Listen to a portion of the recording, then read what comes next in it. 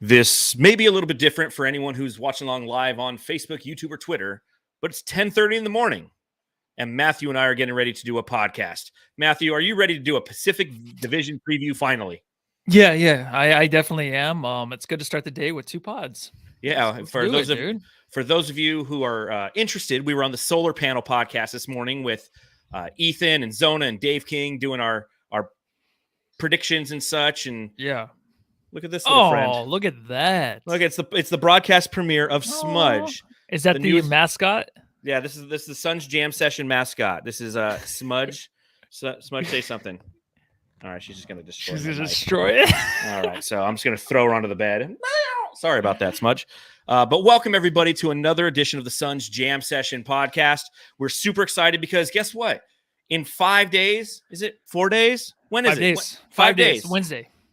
5 days. The regular season begins, and so too will answer all of the questions that we've had leading up to this season in a very interesting offseason. So we've done a lot of our previous division previews. We've done every division in the NBA. So if you haven't watched those episodes or listened to those episodes, you can simply go back in our feed and you can find out what our thoughts and ideas are relative to those different divisions, as well as just get to know some of the new rosters. I think that's one of the fun things about doing the division previews is you go through and you're like, oh shit, I didn't realize, Mo Harkless isn't on that team anymore.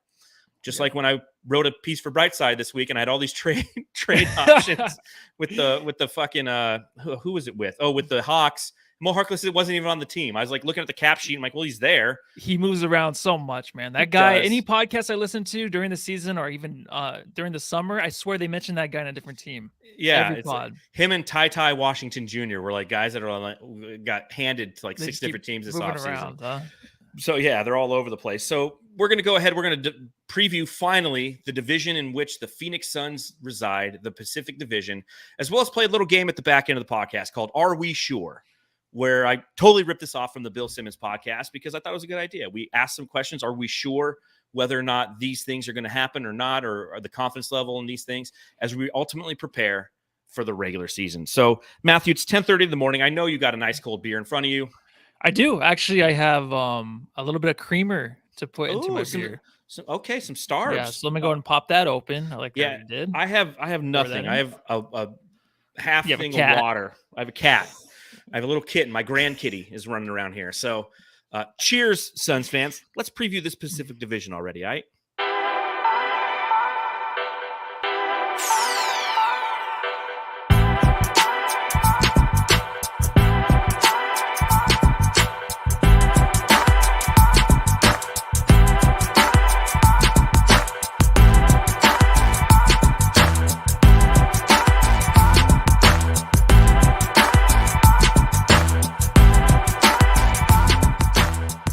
Pacific Division, home, as we like to call it, for your Phoenix Suns, a division that includes the Sacramento Kings, the Los Angeles Lakers, the Los Angeles Clippers, the Golden State Warriors, and your Phoenix Suns.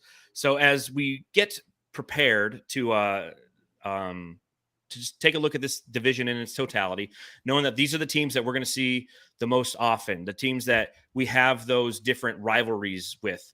You start off by taking a look at kind of how it's going to play out relative to odds when it comes to who's going to win the division. Matthew, who do you think has the best odds to win its divisions per DraftKings right now?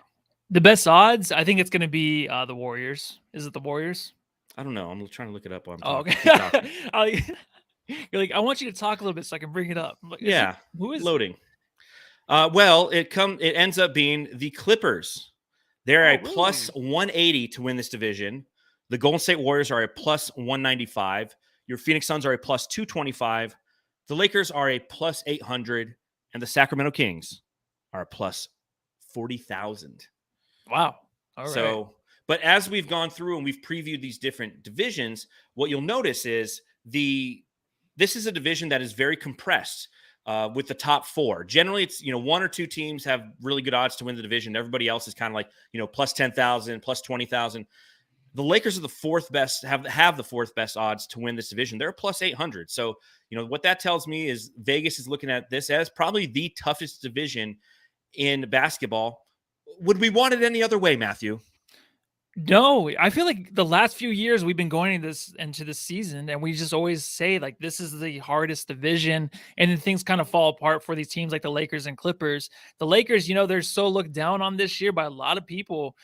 They might surprise some people, and they might make a big trade still. So if the Lakers can actually pull off a trade for Russell Westbrook and maybe get a decent player, which LeBron has never really done, I feel like any player he trades for other than Anthony Davis is kind of just a joke.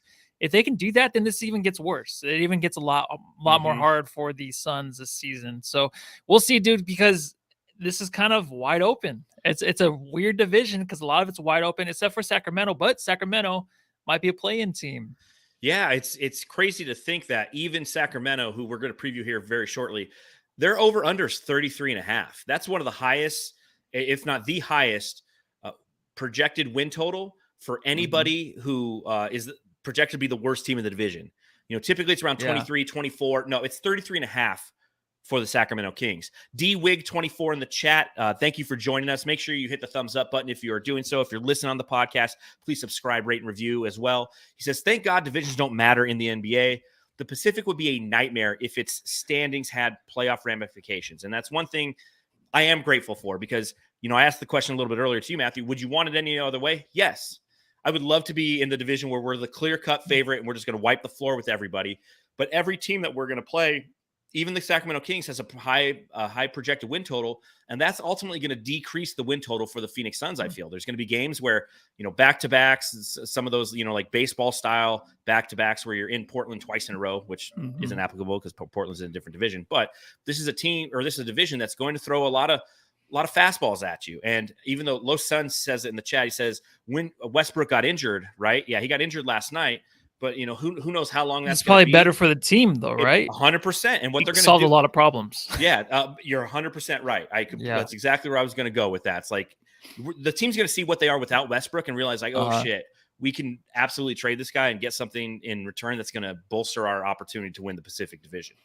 Yeah, and the Pacific Division is basically like Texas of the United States. It just needs to be its own league. It needs to be its own country. You know what I mean? Yeah. I feel like it can be its own league and make its own money. Just kind of depart from the rest of the NBA.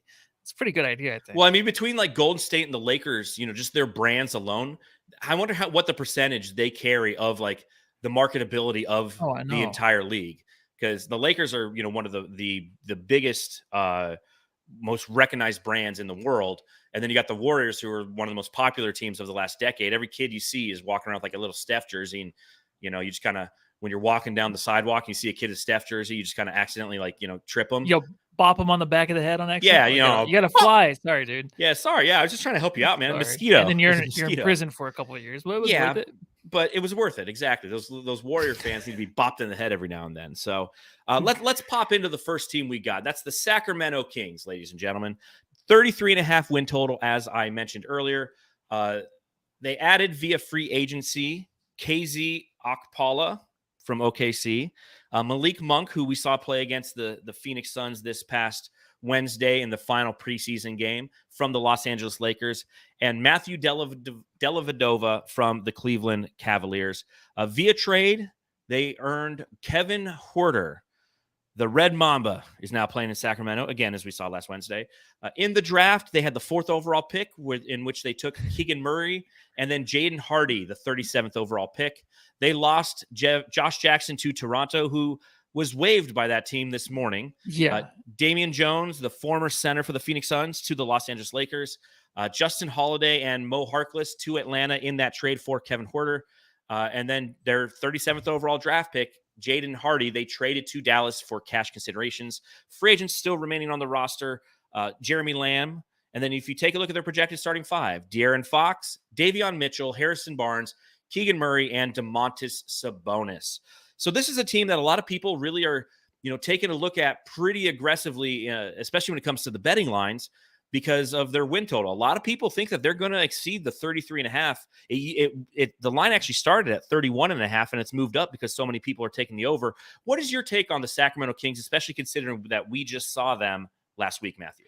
Yeah, I think they have to be taken over, and I think they have to be in the play-in tournament this year. They have to kind of exceed those expectations for once. This is a team that has great jerseys, a newer arena, It's a a nice great, arena, man. It great really looking is. court. Yeah, it's like they have everything there for a good franchise. They finally have a team that has a lot of promise.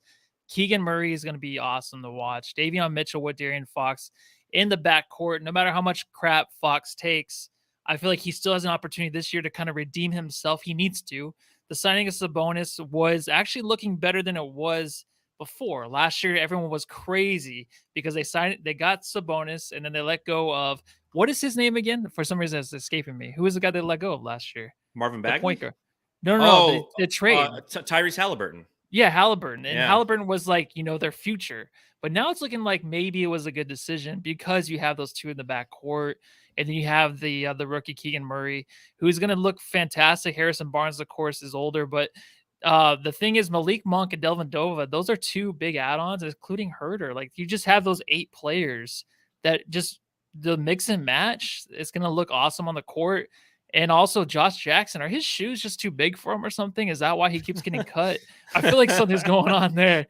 But no, I'm excited because I think the Kings are a team that we can all root for. I said it last podcast. They're not a team that we hate.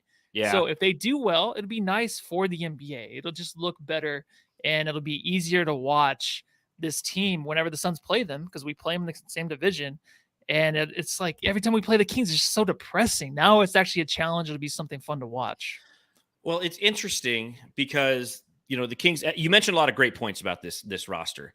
Offensively, this is a team that's going to get some wins simply because they have what I feel is going to be some really good offense. You have a bunch of people who can score. You have veteran presence in both Harrison Barnes and Domantas Sabonis with this team. I think that the challenge that they're going to have is kind of the challenge that they always have, right? And that's just defensively. Domantas Sabonis isn't a great defender. I don't think, Davion Mitchell has a little bit more dog in him. Darren Fox is a turnstile at times. Harrison Barnes isn't a great defender. Again, they have Malik Monk on the roster. Alex Len is the backup 5. They don't have the depth that I think is going to be necessary to hit that win total. And I think that this is one of those, like, if you're a betting man, I would take the under on the Kings this year. I do. I think that, culture is a real thing. And I think that the Kings lack that winning culture. And even though Keegan Murray is an exciting prospect, he'll forever be one of those guys, much akin to Marvin Bagley, much akin to a lot of their picks. It's like somebody really special went right before him in the draft with Jaden Ivey to the Detroit Pistons. And they're going to be compared and held to that standard of what Jaden Ivey is doing. I think Keegan Murray is an exciting prospect, but he's a rookie. This is going to be his first foray into the physicality of the NBA season. And it'll be interesting to see how he reacts to that and how his body holds up to that. The 4 position is, one, he's going to get a couple elbows in the ribs this year, and it's going to knock the wind out of him. So I think that, again, 33.5, like, I would take the under on this team. Sacramento is still Sacramento. And to your point, Matthew, I agree. Like, the Kings are a team that no one ever goes, oh man, they hurt my feelings because they beat us in a playoff round. Nobody in the past 20 years can say that because they haven't done it in almost 20 years. They're the longest standing team in all professional sports not to make a playoff appearance. It's been since the Bibby, Doug Christie era, Peja Stojakovic, Chris Webber. That's the last time even that was in team the playoffs. Yeah, I know, and they got screwed. And this team might just always be. There's just teams like that in sports where they get screwed all the time, and maybe they're one of those teams because they have an opportunity where they can put something together here really special, and it's kind of flying under the radar. And if they go under, it's a big disappointment this year. So I hope not, man. Just for all those fans out there.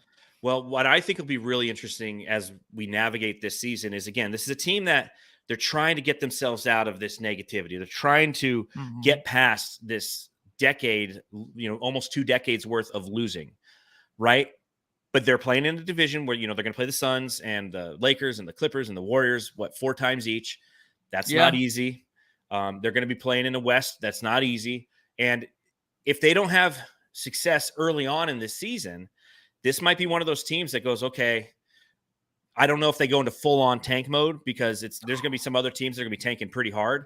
But the way that the structure is relative to gaining that first overall pick, if you're a top 8 worst team, you have a chance at getting Zion, right? I mean, the Pelicans, what was their record when they got Zion? They were like the 5th worst team in the NBA or something. So yeah, definitely. Yeah. So there's definitely that possibility. So you might be able to see them trade off an asset or 2.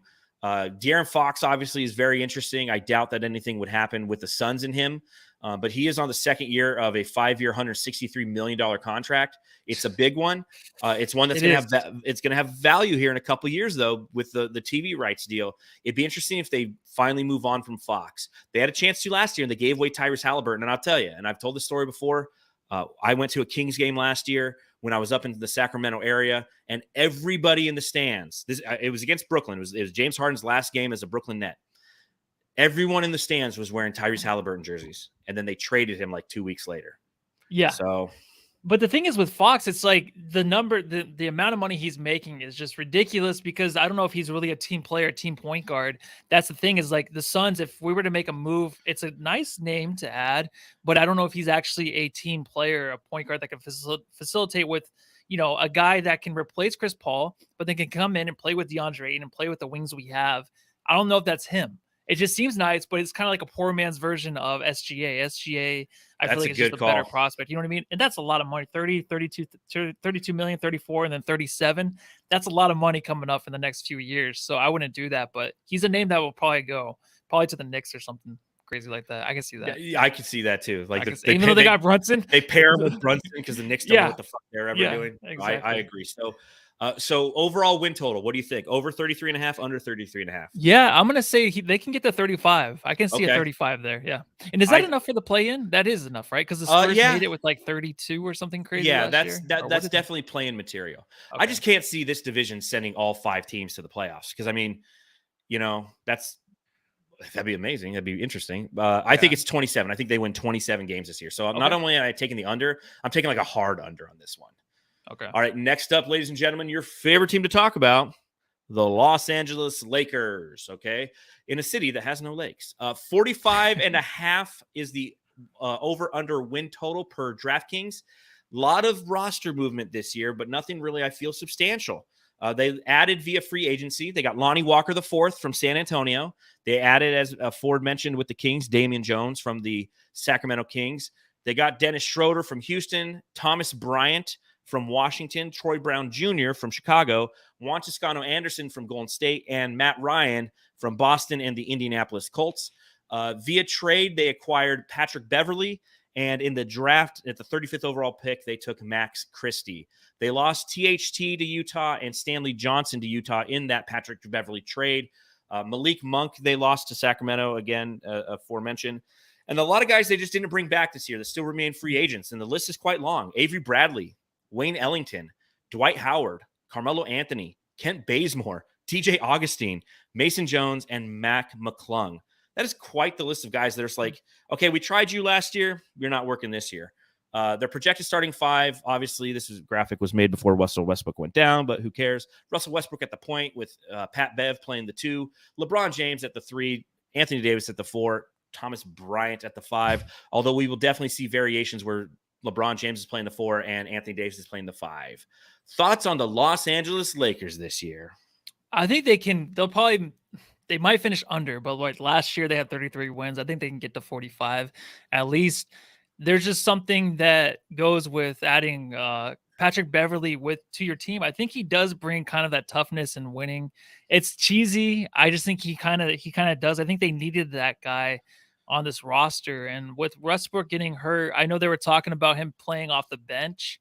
And, they could say whatever about chemistry and all that shit, but him being hurt now, I think that it kind of helps with the chemistry. I think it's something where he'll be hurt, but then it kind of hurts his trade value. But then what are you going to get back from him? Mm-hmm. The thing is with their starting 5, it's only the 2 with LeBron James and Anthony Davis. We're going to be talking about the Clippers soon, but like some of these teams that are just getting older and the injury thing, like I think that's just who they are. It's kind of like the running backs in the NFL, right? When they start kind of getting hurt, they kind of start falling off. I think that just happens. And with LeBron, I'm not going to say it's going to be a regression year, but he doesn't have the energy to put up with losing anymore, right? Like a Tom Brady, and how they get so pissed off when they're on the court or on the field when they're losing. It's just like these old guys in the NBA, they just can't deal with it anymore. So if they're losing, it gets to their head, and then they just want more support. Then they're going to try to look for a trade this trade deadline, and I don't know who that can be. So as I'm going through this, my mind is just going in all different areas, because I just don't know what I'm looking at here with this team, man. Because by the end of the year, the roster is going to look completely different. Westbrook will not be on this team. That'd be crazy if he still is. Anthony Davis is probably going to be hurt. And it's pretty awesome. I feel great. So 45 wins. Whatever the hell I was just saying, dude, because honestly, when you look at this and all these names scattered everywhere, it's just like, what the fuck is going on with this team? So that's what the biggest takeaway for me is. I'm with you there 100%. This is a team that lacks direction. It's a team that's trying to plug in things and trying to find a way to win. But when you flip this many assets, it's just continuity. I mean, you're going to spend the first 3 months of the season just trying to understand who you are and what your rotations are. And we saw this last year with the Lakers, and then you add injuries on top, and then it compounds itself to the point where you don't truly know who and what your team is. You know, there's some decent assets on, like Thomas Bryant, a guy I like, injury prone, but a guy I like. Lonnie Walker, not great, but a guy I kind of like. You know, Juan Toscano Anderson, I think that's a great addition. Even to your point, Patrick Beverley, who blunted Shaman in the chat says is a war criminal. I agree with that. Like Pat Bev, the way that he plays basketball is dangerous. I've talked about it time and time again, but his impact on a team is positive. He's been on teams, you know, I mean, even though he acted like they won the NBA finals when the Minnesota Timberwolves won the play-in last year, you know, and he was with the Clippers the year before, he brings a certain edge to a team that is undeniably frustrating for the opposition. And it's a team that we're going to go against, and we're going to hate Pat Bev even more this year. It's like you took Pat Bev, you put him on the Lakers, like he is the ultimate anti-Sun now. So I think that, you know, they're trying these different things, but it's not something that, again, what makes the Phoenix Suns a great team is, and what made the Golden State Warriors a great team, is the fact that they have that organic chemistry that we talk about. It's a team that's played a lot of minutes together and understands what their roles are. And when we talk about the Phoenix Suns, that's going to be one of the challenges. Like, you know, the depth isn't truly defined on this team. So that's why we have some questions about who they are and what they're going to be. The Lakers is just a mishmash of just like, it's like somebody taking a bunch of assets, just throw them against the wall and be like, and that's Mona Lisa done. Look at that, was amazing. Like, it just ain't going to happen. So it feels weird. You know, when I look at the 45.5, I also think under on this team as well. I don't think that it's going to work. I think injuries are once again going to happen.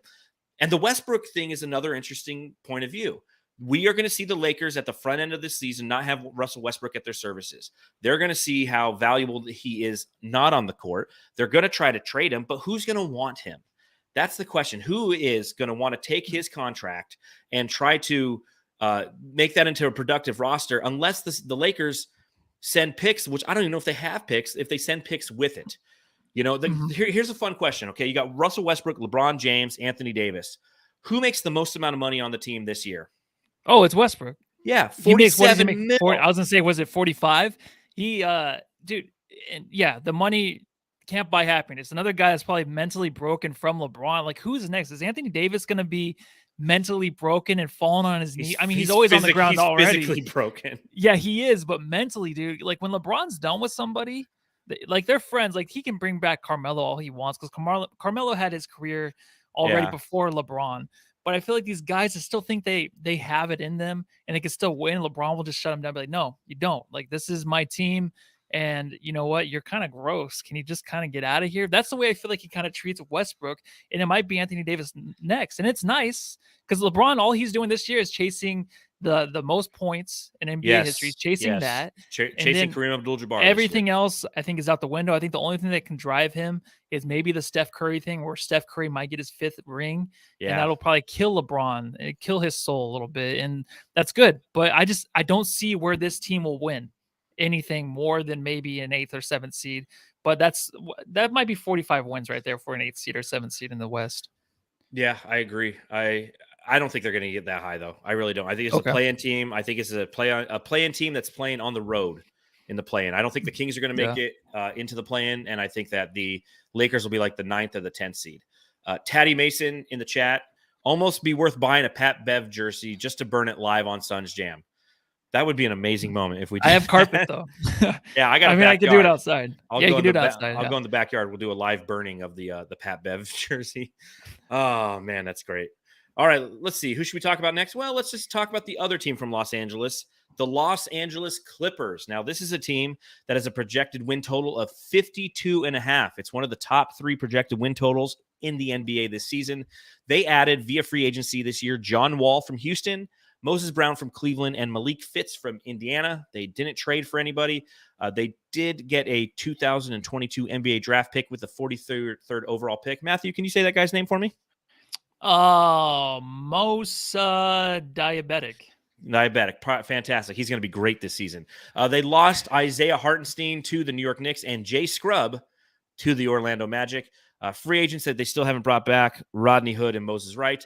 They're projected starting 5. You got John Wall running the point with Norman Powell at the 2, Kawhi Leonard at the 3, Paul George at the 4, and Ivica Zubac at the 5. Everybody is really, really high on this Clippers team, Matthew. Are you?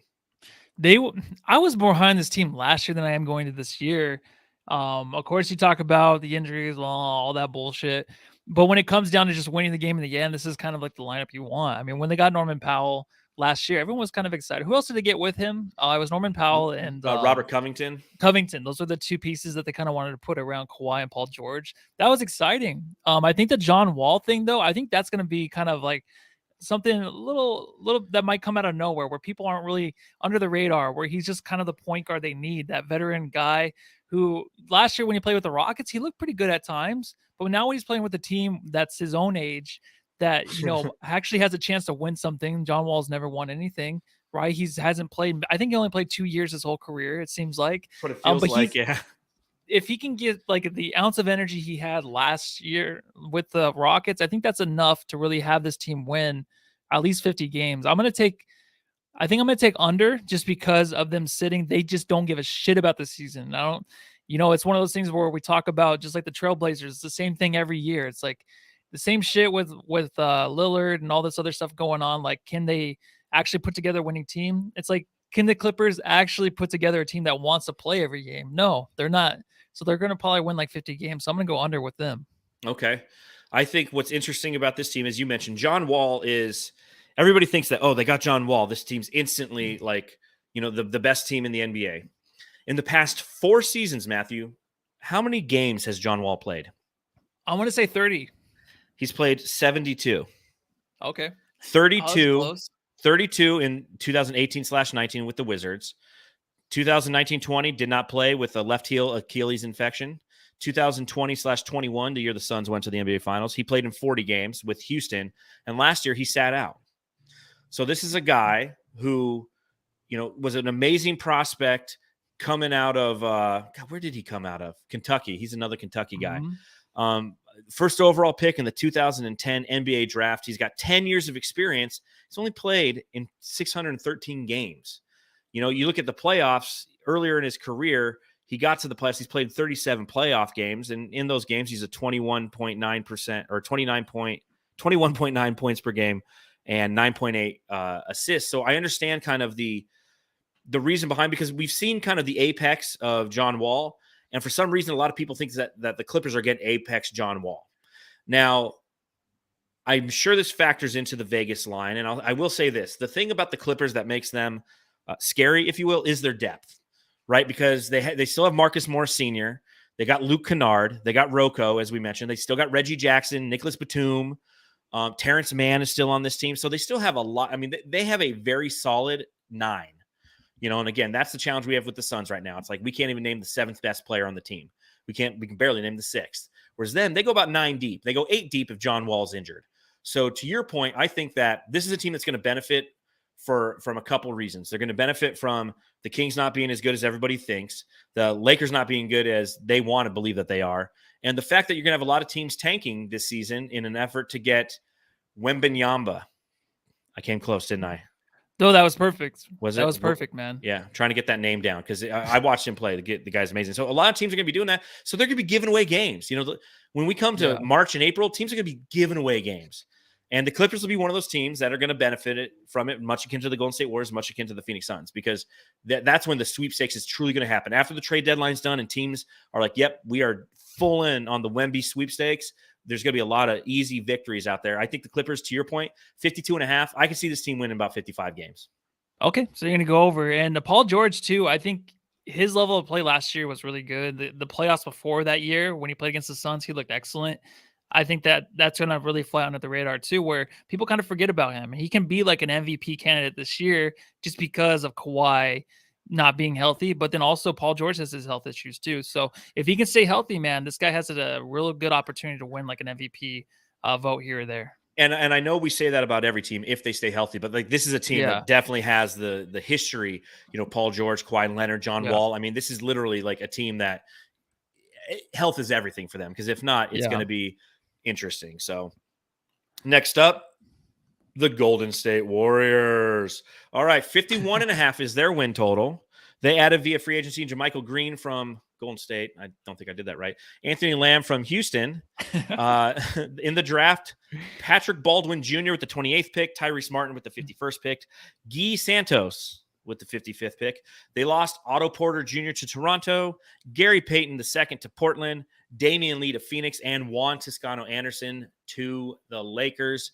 Their starting five projected Steph Curry, Klay Thompson, Andrew Wiggins, Draymond Green, Kevon Looney. The defending NBA champions, Matthew, is this a team that is going to live up to the hype that everybody is talking about, or is Draymond Green, by socking it to Jordan Poole, already started in motion drama that this team can't overcome? Yeah, there's that drama that's going on. I just don't think that it's going to really matter. I think this team, when they come out there, they're going to really focus on winning. They have a lot to prove still, even though they just won the championship. Like, because of the whole fight thing, I think that's huge, where they have to prove themselves like, hey, we're fine together. But then it might go the other way too, where Draymond is traded. This team is already great without like a Jordan Poole. Like, that starting lineup's ridiculous. You can even, like, towards the end of the games, you'll have Wiggins at the 4, Draymond at the center, and you'll have Jordan Poole in there with Klay and Steph. Like, that's their ultimate lineup. So it's almost kind of like unbeatable because Poole can go off too. But this team is something I think they're going to go over. I think they're going to be like a 53, 52, or 54 win team. But it's going to be one of those things where I think they're going to fight for like the number 1 seed this year, man. I think they had last year where they still had those doubters. Like, a lot of people didn't even pick them to go to the championship. I think the only person I really heard all the time was Kevin O'Connor really talk about they're going to be in the finals. No one else did. And I think this year now, a lot of people are like, we'll see. Like, a lot of they're kind of still flying under the radar a little bit, but this team has a lot to prove. Steph wants that 5th ring. Klay wants it. I just think that they have something where, or when they start the season, they're going to have 2 options. Either they're going to go up with this team with the drama that's going on, and they're just going to put it under the rug, which it probably should have been. I think that the punch, it sucked. I think it was something where it kind of is, because it got out and looked so bad, it's probably worse than it really was. Like, we just kind of it's kind of overblown a little bit. I know he punched him, but I think that this team kind of just expects these guys to come out and still play hard, whether or not there's drama. And it'd be nice if Draymond Green would get traded to the Suns. I think that'd be fucking awesome. Well, that's something we'll talk about here momentarily. But this is an interesting team. This is another team that and their win total's high because they have the depth. I mean, James Wiseman is still a part of this team. Jonathan Kuminga is still part of this team. Dante DiVincenzo is part of this team, and I don't think he's on my graphic of people who are new to this team, but they got Dante DiVincenzo. Moses Moody is a quality. Andre Iguodala is still around. So I mean, this is a team that, again, they can sustain any injuries. They can sustain some drama. It's a championship level team, obviously. So the whole Draymond thing with Jordan Poole, it's way overblown, in my opinion. Does it forgive what Draymond did? No, but you know what? Like, this is sport. Okay, these guys care. They get it's an aggressive game, and that kind of shit happens all the time. It's just that somebody leaked it. I mean, I want to know what happened to the guy who leaked it, right? Because they found that motherfucker, and that guy is just like, he's unemployed, and he got a lot of money. But the thing is, like, Patrick Beverly even said, like, that doesn't happen. Like, no one punches each other, and like, if it comes from him saying no one punches anybody, I don't believe one word he says. That's bullshit. I don't know, man. I feel like it happens a lot, and I think do too. And not to sound bad, but there's always 2 sides of the story, right? I don't know what was said. 3 sides. Yeah, there's 3 sides. There's your side, my side, and the truth. I think Draymond, I'm not excusing him. I'm just saying that people can't come out and say like, "Oh, that's disgusting." Like, I can't believe, dude, it's basketball. It's not like a real job, and people get punched at real jobs too. But you know what I mean? Like, then it gets intense, Yeah. and it might happen. Like Steve Kerr thinks it happens all the time. He would know. He was the more pissed than anybody that got out, and it looked worse for Jordan Poole that I got out because he's the one that got punched. I think Draymond can come out and play and like have his apology. He'll be fine. I think they'll be fine. I really do. I think so too. I think it's and it not a sucks big because I deal. can't stand the Warriors, and I think that this is going to be a team. Again, 51.5. I would take probably the over, a slight over on this one. I think they're going to win probably about 53 games this season, maybe 54. Okay. And I think that's good enough for second seed in the West behind the Clippers. Man, maybe third because the Denver Nuggets are going to be the top seed in the West. Yeah, I was like, he said Nuggets last pod, so I don't know. I did. Man. I got to stay I got to keep my continuity between the podcasts. Let's see. Pulling up a comment here. Can't find it because everyone's commenting so much. So thank you. While you're here, make sure you're hitting that thumbs up button. We truly appreciate it. Blunted Shaman. Hey, if they have to get rid of Draymond, would you guys want to replace Crowder with him? Money, obviously, no object. So it sounds like you are a fan of bringing Draymond Green to the Phoenix Suns, Matthew. Tell me For sure. why. Yeah. Because he's a winner. He's won. And the chemistry thing, it's bullshit to me. I think they have chemistry there. Good chemistry. They've played together for forever. Jordan Poole's like a new guy that came in, and Draymond talked about him being like a problem with other players, right? But he respected him for it. He liked how he went after other players, and he was an asshole. But it got to Draymond, and I think there's other things that are involved. But if you bring Draymond on a team like this, he's not going to fight anybody. Like, yeah, he would probably go after Booker in practice and they would have little tiffs, but that's just the way it is. That's the way they fight and they're not fist fight, but that's the way they play in practice. I think it'd be good for this team, man. It's a toughness. It's a way better replacement from Crowder, but you're not going to have to worry about a guy that wants all the points. He's going to do all the dirty shit. He can play power forward. It would be fucking awesome. It'd be a dream come true for me. Yeah, I wouldn't mind Draymond on this team. Obviously, money being no object, I think it would be a great addition. Yeah, it's like having Jake Crowder on steroids, right? Because he's your junkyard dog, because he can grab some rebounds, because he can assist and facilitate in the offense and taking some of that pressure off of Chris Paul. I don't see truly a negative outside of the fact that he's just annoyingly outspoken. But you know what? When he's your guy, you like the annoying outspokenness of him, if you will. Yeah. Mm-hmm. All right, one more team. We've done every team in the NBA. Last but not least, the Phoenix Suns. Win total projected 52.5, added via free agency. Dwayne Washington Jr. from the Indiana Pacers and Josh Okogie from the Minnesota Timberwolves.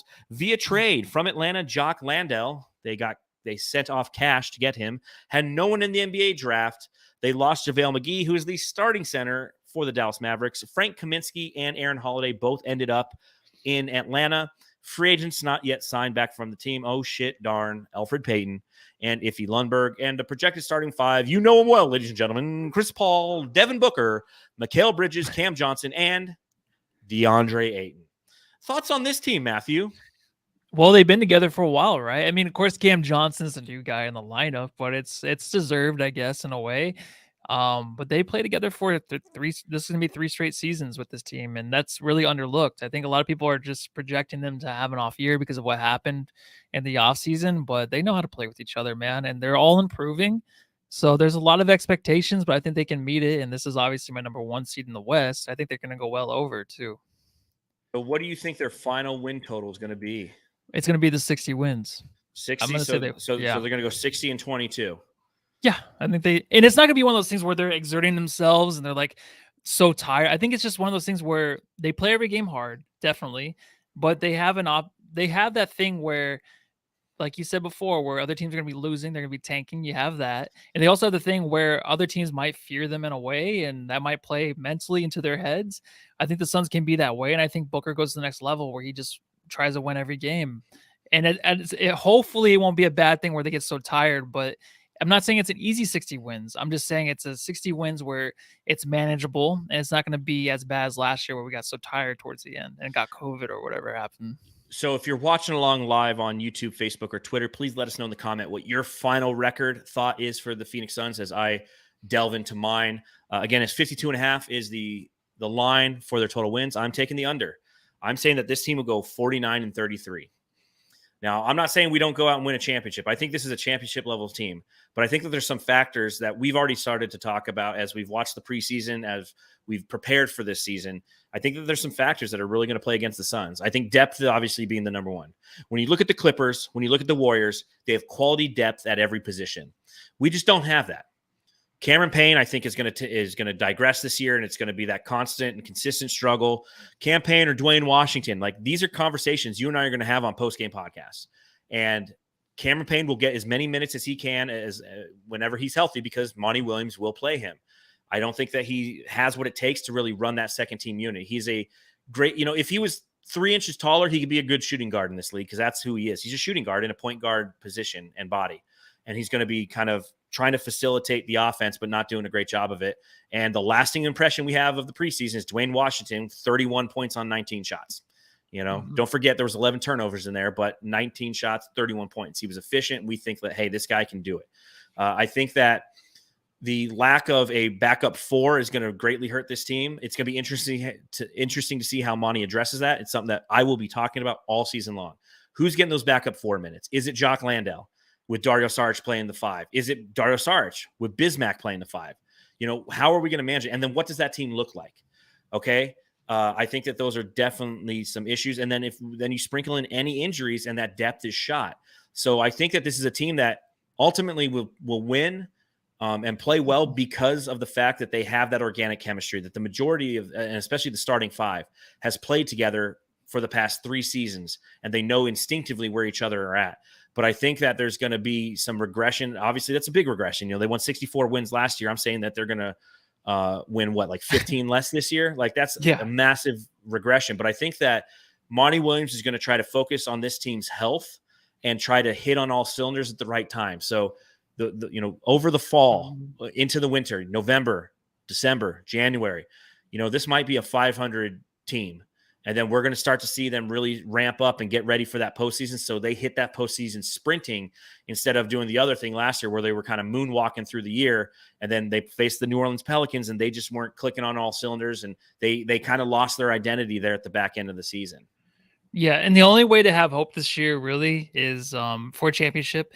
And I know it's a regular season, doesn't matter, but if we can have it where the All-Star game comes up and we have Chris Paul, Devin Booker, but then you're saying that they're going to be kind of 500 towards the All-Star break. But if this would be awesome. So it's kind of like Warriors-ish. It's like 4 players that might be an All-Star. If Chris Paul, Devin Booker, Mikal Bridges, and DeAndre Ayton all look like All-Stars, and there might be, they might be All-Stars this year, then that's like, okay, that's exceeding the expectations 100%. That I had. Yeah, it is, but it's very possible. It is. It is. I'm just a Suns fan who's always pessimist, and I know this.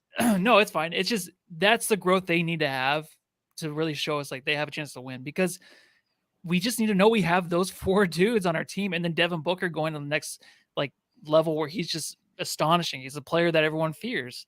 If that happens, then yes, we can win a championship. But if we're like the same team last year, where it's like Booker barely makes the starting lineup, or he didn't even make the starting lineup in the All-Star game, you know what I mean? We still have that same shit going on with awards and all that. Then it's going to be tough. It's going to be tough for this team to win in the West, to even come out over the Warriors or even a team like the Mavericks. But I know a lot of people aren't looking for the Mavericks to have a good year, but it's just going to be tough, man. No, I completely agree. So that's why I'm probably lower on them than I need to be. But take a look at some of the comments. Buck Dog, one of our elite jamsters. If you want to become an elite jamster, simply visit the YouTube channel, click join, get some exclusive content, like access to Jamsterdam. What? It's coming. He says first seed ain't gonna matter when we go 4-0 in every series. Low Sun says top 4 guarantee. Suns blackout 55 wins. Low Suns backs up their previous comment with 54. Taddy Mason says 55. Let's see, anyone else in there? Just a lot of yes and no's. And that's where I stand with this team. Again, I'm probably wrong, but there you go. That's my thoughts there. Next game that we'll play today is, are we sure? And this is essentially, I'm going to ask some questions, and then we're going to kind of navigate those questions and see if, whether or not we are sure if this is where we think that this Phoenix Suns team is. So the first question I got for you, Matthew, are we sure that Cameron Johnson is going to live up to our expectations? So how about you start off by defining what your expectations are for Cameron Johnson? And then second, is he going to live up to them? I just mentioned the forward that can maybe make an all-star team, but Cameron Johnson, in a lot of people's eyes, is that guy that can maybe be an all-star. He's going to get paid. We talked about that in the last pod. He'll get paid. There's just so much potential. I was always a big Cameron Johnson fan. I think the year before he was so fucking good for the Suns, especially in the playoffs. But last year, I feel like he kind of fell off. I don't think he was the same guy. And of course, injuries lingered. Mm-hmm. I just don't know what to expect. I'm actually way more worried about him this year than ever. I don't have a lot of hope. They play him, Mikal Bridges, and DeAndre Ayton play so well together. But there's something like my gut is telling me though it's not going to be a good year for him. I don't see it. But I hope I'm wrong. He's a fucking great player if he can stay healthy. But that's the one thing that's just driving me fucking nuts. He gets hurt every time he gets going. Every time he gets going, there's always an injury. Always. He's the one guy that leaves the game. And you're like, wait, where the fuck did he go? And he's out for 2 or 3 weeks. Like, that's the way he is. And it drives me crazy. And I hope it doesn't happen. But that's just the player he is right now. So I don't know what else to expect.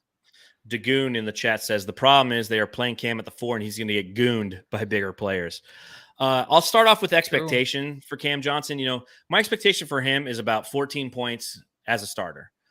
Probably about 6 rebounds a game. If 14 and 6 is my expectation, is he going to meet those expectations? I feel like the answer is yes. I think that he's going to meet my expectations. I think that he's going to have a muted role. We're used to him scoring a little bit more when he is starting because, Devin Booker was out or DeAndre Ayton was out or somebody was out and he was there to kind of take some of that offensive load. And obviously what he did on the bench, he was the primary scorer coming off the bench behind Cameron Payne. So I think that, as a contributor, 14 and 6, I think that's solid. And I think that he has the capacity to do that. Now, obviously you stated a lot of reasons as to why we should be worried. Primarily it's injury based. And, in a perfect world, he stays healthy. He comes back 14 and 6. I think that I'm pretty sure that he's going to meet at least my expectations. Exceed them, I'm not sure. I think that DeAndre Ayton is really going to take a leap this year, and a lot of he's going to get a lot more usage, and at least I hope he's going to get a lot more usage. And that being said, a lot of those shot opportunities are going to go more towards DA than it is for Cameron Johnson. But I hope he exceeds my expectations on the boards. Because if your power forward is averaging 6 rebounds a game as a starting power forward, you're not doing great. Right. Either that or your team is shooting like 70% from the field every night. And there's no rebounds to get. So I'm really hoping that he meets my expectations. Exceeding them, I don't know if he's going to do that. Are we sure, Matthew, that Jay Crowder is gone? Oh, I don't think we're sure because he's not gone yet, right? Yeah. But I think he's going to. The saga continues. That would be a weird thing for him to come back. I don't think it's a thing where he's going to come back, but I don't think we're sure whether or not he's going to go to a team and start. That's the thing that's crazy. Like, is he going to get that team that he can start on? Who knows? But the thing is, I kind of want him back now because of Cameron Johnson. It's like, oh, never mind. It's kind of like when you punch somebody in the face that's bigger than you and they don't even move. It's like, wait, hold on. I was just kidding. I was just joking. You know what I mean? Now it's just like, okay. But no, it'd be funny for him to come back and be the guy that can start for us until he's traded or something. But that's not going to happen, right? That'd be so fucking awkward. I think he's gone, though, for sure. He's gone. It's interesting. So for those of you who are watching the Solar Panel podcast that we were on before this one, I'm telling you what, I'm getting pretty tired of talking. Dave King thinks he'll be back by the end of the week. I don't think so. I think he's gone. I can see the argument. The Suns, right? Well, it's just like, I don't know if it's worse for the Suns because I think the Suns can absorb that kind of hit. I think Jay will feel like a fool, making the hype video and doing all this stuff. And then he's like, yeah, no, guys, just kidding. It's kind of like Tom Brady leaving for 11 days in training camp just because he doesn't want to be there because he's an old vet. And he's like, I don't need to be at training camp. Like maybe Jay Crowder kind of did the same thing. But if that's the case, he did it the wrong way. But I think that he's finding that his value is not what he thought it was. And to your point, like if he's going to go to a team and be a starter, it's going to be a shitty team. So it's like, does he want to do that? Now, that being said, every game he doesn't play, like he's losing money and he's on the final year of a deal and his value has decreased because it's the back end of a 3-year deal. It's the last one. So it's an expiring contract. So not a lot of people are like lining up to give away quality assets for an expiring contract. But I think we've seen the last of Jay Crowder with the Suns and it sucks. It's like, thank you, Jay, for everything that you did for this team, this organization. Best of luck wherever we end up shipping you to. But I'm pretty sure that we've seen the last of Jay Crowder. So overdramatic, man. So overdramatic. Are we sure Cameron Payne is the right answer at backup point guard? We're not sure. We weren't sure 100% last year. not sure. There's nothing that's changed that. There's a way he's been playing of late where he even looks and it feels like the guy that's not going to be our backup point guard. That's the one thing, man. It's like we got to get that guy, and I'm not sure he is, and I don't know if he's ever going to be. Yeah, I completely agree. I'm kind of hoping come trade deadline that we dish him. I do. Unfortunately, I don't think he's going to play well enough to be dishable. No one's going to want to take on Cameron Payne unless they're just looking to get rid of an asset of their own. Maybe the Lakers are trying to get rid of Russell Westbrook, and we have to use him in a trade. That's the only scenario you'd see Cameron Payne actually leave, is to help build a contract, and then they just wave his ass. It's just, I think, as I mentioned before, the best basketball is behind him, and I hope to God I'm wrong, man. I hope I'm wrong on Cameron Payne this year. But I have, you're talking about your gut feeling about Cameron Johnson. That's the gut feeling I have about the other Cam, man. Mm-hmm. Cam Payne, I feel like we've seen his peak, and I don't feel like, he might go off every now and then for 20 a game or something, but it's going to be few and far between, and it'll be fleeting moments. And I think that he's going to just have some issues, and we're going to be questioning, what is James Jones going to do to correct the situation? Because you need a backup point guard. It's probably one of the most valuable positions on this team, considering Chris Paul is at the age that he is, and we need to try to maximize his effectiveness in the playoffs. So we have to negate a lot of his starting minutes and maybe even, do some load management. And if Cam Payne's out there running with the starters, I don't see it working. No, that's one of those things where it's keeping James Jones up because he needs to make that move to get us a backup point guard. But they believe in him, and there's just too many things that we've seen where it's just going the other way for him, where we're just not excited anymore. Yeah, it's just you want him to do great, but man, it's just we do. It's not sustainable. It's not sustainable what he offers. And you take a look at his contract, and he's got a non-guaranteed going into next season. So that's something to consider. And he's only a $6 million a year guy. So I don't know. We'll see. We'll see when it comes to Cameron Payne. But again, I'm not sure. To answer the question, I'm not sure either. Are we sure that Jock Landale will be as productive as we think that he is going to be? Jesus, this is a nice limo. Yes, it is. Now suck my Jock Landale.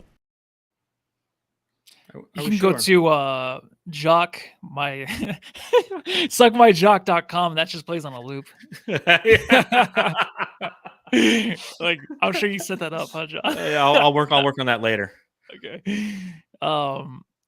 Am I sure? Yes, I believe it. In my gut, I feel like this is a guy. He's not going to be amazing every night, but he's definitely a dude you want coming off your bench. He's playing for a team that has an opportunity to win something, and I think that's what he wants. Mm-hmm. And he's the only guy that I think can get away with saying the C word and everyone being okay with it. Oh, like, yeah, he's an Aussie. No wrong. Yeah, this guy could do no wrong. So I'm excited for him, man. This year's going to be good for him. Yeah, I mean, I'm giving a preview. We're going to be doing our jammies soon before the season starts. I don't know exactly when. But one of the things is kind of like our version of the most improved player. And yeah, Jock Landale is going to be my most improved player. I think that the opportunity is there. I think that's one thing. You mentioned the fact that he's going to be playing for a contender, which he's going to be excited for. That's the second factor. He's got the hustle. He shot 32% from beyond the arc for the Spurs last season. I think that increases to 35, 36. Nothing that's horrible. Nothing that's, 40%. But I think that he's going to be an absolute force for this team, and he's going to absolutely live up to the production that we think he's going to have. All right, two more questions on the Are We Sure? Matthew, are we sure that the Suns window is still open? Yes, it's open. As long as Booker's on the Suns, as long as he's our guy, it's going to be open. The thing is, everyone has to remember and keep this in your mind going into the season and into the playoffs. Remember the Bucks, where the Bucks kept, and we talked about this last pod where someone brought it up. It was such a good point. The Bucks were a team that always were contesting, and then everyone just kind of gave up on them. Everyone gave up on Giannis.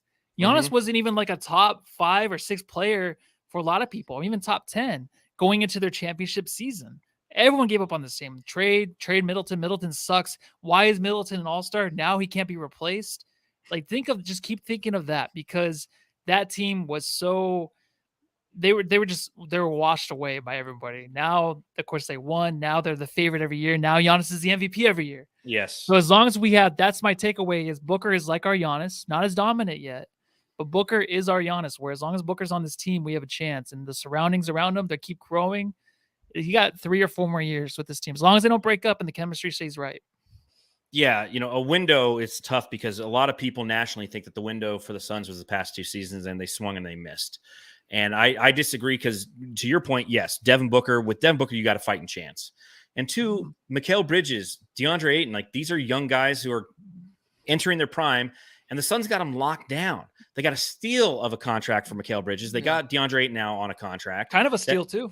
Considering in 2 years, like that could be, $15 million more a year that he could be making. So James Jones has this team set up nicely. It's a matter of plugging and playing and finding the right assets to go around this team. Obviously Chris Paul is getting ready to walk off into the sunset. And that's one of the challenges with this team is, what is his production going to be this year? But it still doesn't say, no, this team their window's closed, because Chris Paul is still a Hall of Famer. He's still an all-star, as the past couple seasons. We'll see what his regression looks like this season, but this team is primed and ready to surprise some people. And that's what's nice. Again, I say they're going to go 49-33 because I think the regular season, they just don't care as much about it anymore. They know it's all about making the playoffs. So if 49 wins equals like a 4 seed or even a 5 seed, I think that they're comfortable with that, knowing that this team is experienced, they're battle tested, and they're ready to make an impact. And again, there's nothing that's going to fuel this team more than everybody doubting them. Because last season, everyone stopped doubting them. They won 64 games. They were the finalists last year. Everybody loved this team. Oh, yeah, they were massive favorites entering the playoffs. And, good, bad, or indifferent, some of the hype, they might have believed it. They might have not. They might not have believed the hype. But you know what? They performed like they did. And therefore, I think that this team's window is still open. I was going to ask, are we sure the Suns will win 52.5 games? But I feel like we've already talked about that ad nauseum. Matthew, do you have any are we sures you want to throw out there? The whole thing with Chris Paul, I think, is kind of underlooked, where we're talking about his minutes. Like, are we sure like he's actually going to be cut minutes from Monty? Like, I don't think that's a good question. Yeah, I think until they actually find their SGA or something, and if Payne can be that guy, then yes, but he was that guy before, kind of, but Chris Paul still played a lot of minutes. He's older. I just think that Chris Paul's still going to be playing those many minutes, maybe 1 or 2 less, but it's still going to be a lot of minutes this year. No, I agree with that. I don't think we're going to see a lot less of Chris Paul when it comes to minutes per game. You take a look at how the Phoenix Suns used him last season. He played in 32.9 minutes per game. That was his highest total in 4 years. Going back 1, 2, 3, 1.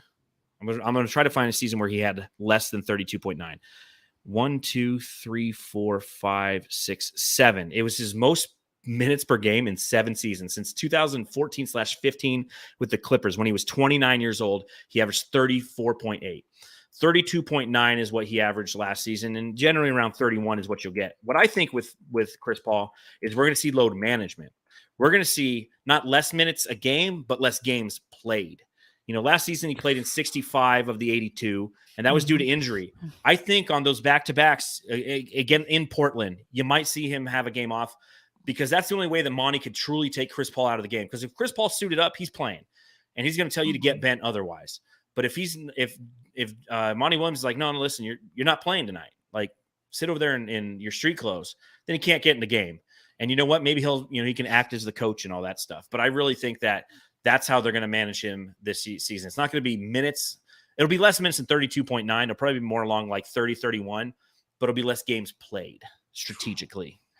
Yeah, if he can put up with that mentally, if he's okay with that, I just think that's going to crush Chris Paul, because he's been this way his whole career. So yeah, but he's got to understand. He turned 37. I know, but it's not like Westbrook, where it's just like, hey, you got to go on the bench. You know what I mean? It's just like Chris Paul still is dominant as a point guard. Yeah, he got sick or whatever in the playoffs, but he's still that guy, man. And it's so fun for him to be on a team where they're winning. I just think, of course, but I don't think they'll be winning that much. So we'll see.